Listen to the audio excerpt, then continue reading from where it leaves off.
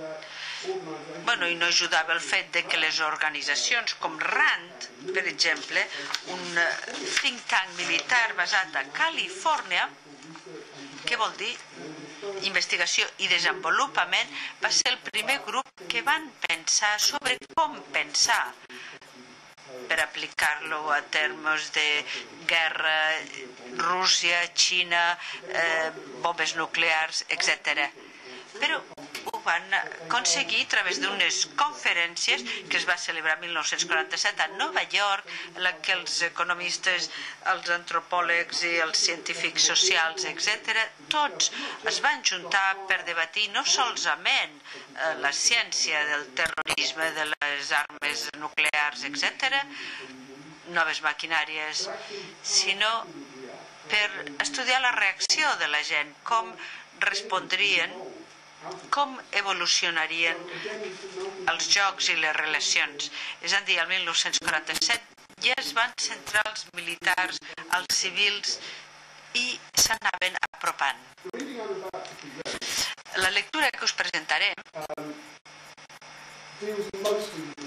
tracta sobre el tema dels suburbis i altres punts, també al llibre, altres temes que es tracten, temes psiquiàtrics, però per aquesta lectura em centraré en el tema dels suburbis i la cultura dels suburbis.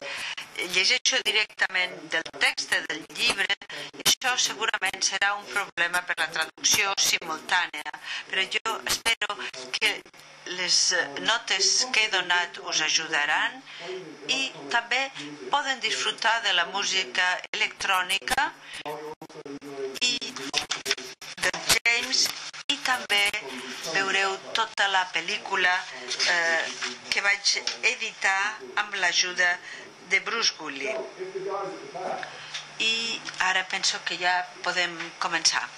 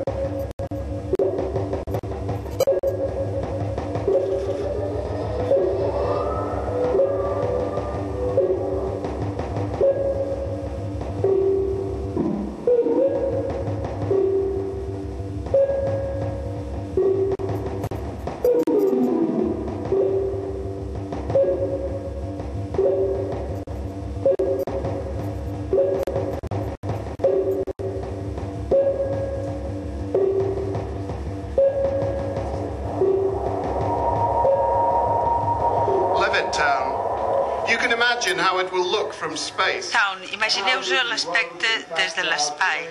Totes les cases i les carreteres, unes files molt ordenades, de faroles i carrers, com una quadrícula. Està situat al que era abans un camp de patates a meitat de camí entre Nova York i les plantes de municions de Long Island. El primer Levittown es va inaugurar al febrer de 1947. Una comunitat de 6.000 vivendes que oferien vivenda assequible amb unes cases petites unifamiliars. Una nova organització que va arribar a 11.000 cases, situades cada una a una distància de 60 peus. Es va construir amb unes seccions prefabricades i components. Suburbia, la cultura del suburbi va començar a ampliar-se. Un gran publicista, William J.